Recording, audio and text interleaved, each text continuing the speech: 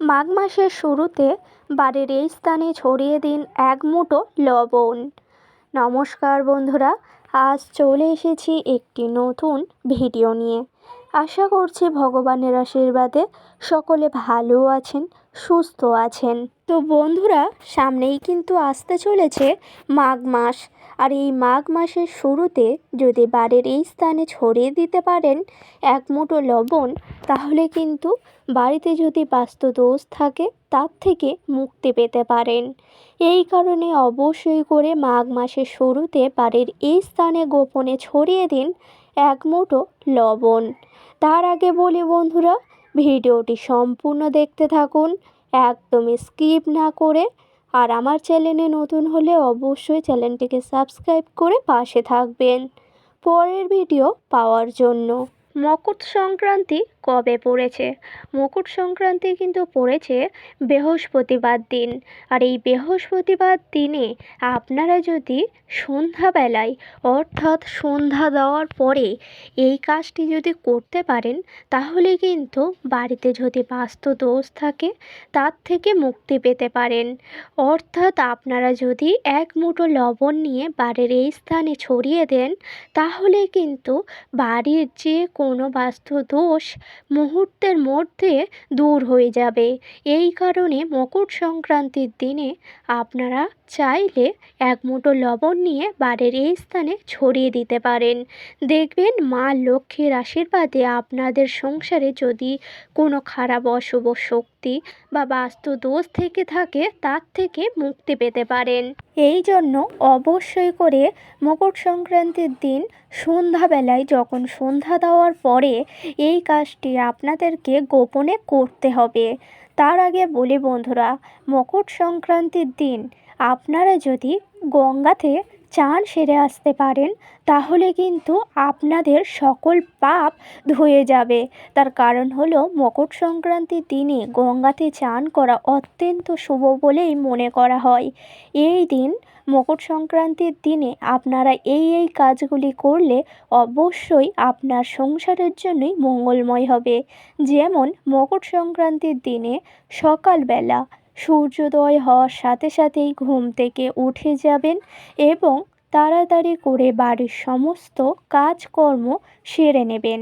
যখনই বাড়ির কাজকর্ম পরিষ্কার পরিচ্ছন্ন হয়ে যাবে, আপনারা চাইলে আপনাদের বাড়ির আশেপাশে যদি কোথাও গঙ্গার ঘাট বা নদী আশেপাশে যদি থাকে, তাহলে অবশ্যই করে মকর সংক্রান্তির দিনে সকাল সকাল গঙ্গা থেকে চান সেরে আসবেন।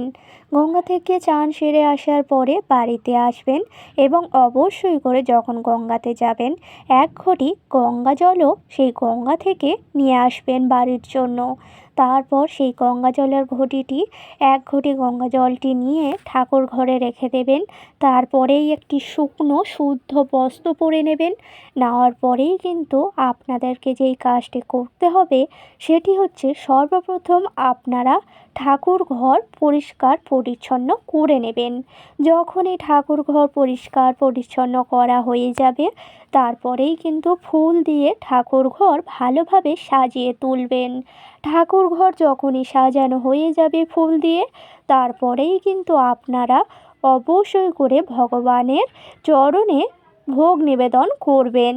ভোগ নিবেদন করার পরেই শাঁখ কাঁসা বাজিয়ে তারপর তুলসী তলায় যখন আসবেন, সেই সময়ে কিন্তু সেই এক ঘটি গঙ্গা জল নিয়ে তুলসী মায়ের চরণে ঢেলে দেবেন এবং কিছু পরিমাণ জল রাখবেন, সেটি আপনার বাড়ির সদর দরজায় ঢালবেন। তার কারণ হলো, গঙ্গা জল বাড়ির সদর দরজায় ঢালা মানে বা তুলসী তলায় ঢালা মানে আপনার বাড়ি থেকে সকল দোষ, বাস্তু দোষ দূর হবে। এই জন্য অবশ্যই করে মকর সংক্রান্তির দিনে আপনারা এই এক ঘটি জল নিয়ে তুলসী তলায় ও বাড়ির সদর দরজায় ঢালবেন। দেখবেন বাড়িতে যদি বাস্তু দোষ থেকে থাকে তাহলে তার থেকে মুক্তি পাবেন এবং মা লক্ষ্মীও প্রসন্ন হবে। তারপরেই বলি বন্ধুরা, যখনই বাড়ির সদর দরজায় ও তুলসী তলায় 1 ঘটি গঙ্গা জল ঢালা হয়ে যাবে, আবারও চলে যাবেন ঠাকুর ঘরে। আবারও ঠাকুর ঘরে যাওয়ার পরে সেই গঙ্গা জলের ঘটিটি রেখে দেবেন ঠাকুর ঘরের পাশেই। তারপরেই কিন্তু আবারও চলে আসবেন বাহিরে। বাইরে আসার পরে কিছুক্ষণ পরে কিন্তু ভোগও তুলে নিতে হবে, আর সেই ভোগ আপনারা অবশ্যই করে গ্রহণ করবেন। বাড়ির সকল ব্যক্তিদের দেবেন এবং নিজেও সেই ভোগ গ্রহণ করবেন। তারপর মকর সংক্রান্তির সন্ধ্যাতে যখন সন্ধ্যাবেলায় সন্ধ্যা দিতে যাবেন, অবশ্যই করে কিন্তু সন্ধ্যাবেলায় সন্ধ্যা দিতে যাবেন যখন ঠাকুর ঘরে প্রথমে যাবেন, তারপরে অবশ্যই করে আপনারা কিন্তু প্রদীপ জ্বালাবেন, ধূপকাঠি জ্বালাবেন এবং তুলসী তলাতেও প্রদীপ ধূপকাঠি জ্বালাবেন। তারপরেই শাঁখ কাঁসা বাজিয়ে আপনাদের পূজা যখন সন্ধ্যার সম্পূর্ণ হয়ে যাবে, তারপরেই কিন্তু এই কাজটি আপনাদের করতে হবে। অর্থাৎ 1 মুঠো লবণ নিয়ে বাড়ির এই স্থানে ছড়াতে হবে। ঠিকই শুনেছেন, আপনারা কিন্তু সন্ধ্যা যখন সম্পূর্ণ করে নেবেন, তারপরেই একটি লবণের প্যাকেট নেবেন, আর সেই লবণ যেন না রান্নাঘরের হয়। অবশ্যই করে দোকান থেকে লবণ কিনে আনবেন। তারপরেই যখন সন্ধ্যার আরতি সম্পূর্ণ হয়ে যাবে, আপনারা নিয়ে নেবেন ঠাকুর ঘরের মধ্যে একটি পাত্র নেবেন। সেই পাত্রর মধ্যে সেই লবণের প্যাকেটটি কেটে 1 পাত্র লবণ নিয়ে নেবেন। লবণটি নেওয়ার পরেই কিন্তু সেই লবণের মধ্যে দিয়ে দেবেন একটি 1 টাকার কয়েন এবং দিয়ে দেবেন একটি মা লক্ষ্মীর কড়ি, অর্থাৎ লক্ষ্মী কড়ি। সেই লক্ষ্মী কড়ি এবং একটি 1 টাকার কয়েন লবণের পাত্রে দেওয়ার পরে আপনারা সেই লবণের পাত্রটি নিয়ে চলে যাবেন আপনাদের বাড়ির গৃহস্থ ঘরে। সেই ঘরে যাওয়ার পরেই কিন্তু ঘরের যে 4টি কোণা থাকে, সেই কোণার মধ্যে যে কোনো একটি কোণাতে সেই লবণের পাত্রটি আপনারা রেখে দেবেন। আর সেই সন্ধ্যাবেলায় যখন পাত্রটি রাখবেন, অবশ্যই করে যেন না কারোর নজরে পড়ে, অর্থাৎ কারোর চোখে যেন না এই কাজটি করার সময় পড়ে। সবার চোখের আড়ালেই কিন্তু এই কাজটি করতে হবে। আর সেই লবণের পাত্রটি যখন রাখবেন, তার পরের দিন সকালবেলাই কিন্তু তুলতে হবে, অর্থাৎ সারা রাতের জন্য সেই লবণের পাত্রটি রেখে দেবেন। সারা রাত যখন রাখা হয়ে যাবে, সকালবেলা যখন আপনারা ঘুম থেকে উঠবেন, তারপরে সমস্ত কাজকর্ম সেরে সেই লবণটি নিয়ে বাড়ির আশেপাশে কোথাও লবণটি ফেলে দিয়ে আসবেন। ঠিকই শুনেছেন বন্ধুরা, অবশ্যই করে লবণটি সকালবেলা ঘুম থেকে ওঠার পরে বাইরে আশেপাশে কোথাও ফেলে দিয়ে আসবেন এবং পাত্রটি ভালোভাবে ধুয়ে আনবেন। দেখবেন এই লবণটি বাইরে ফেলবেন, তার সাথে সাথেই আপনাদের বাড়ির সমস্ত নেতিবাচক শক্তি, বাস্তুদোষ, গৃহদোষ সেই লবণটির মাধ্যমে বাড়ি থেকে একেবারে দূর হয়ে যাবে।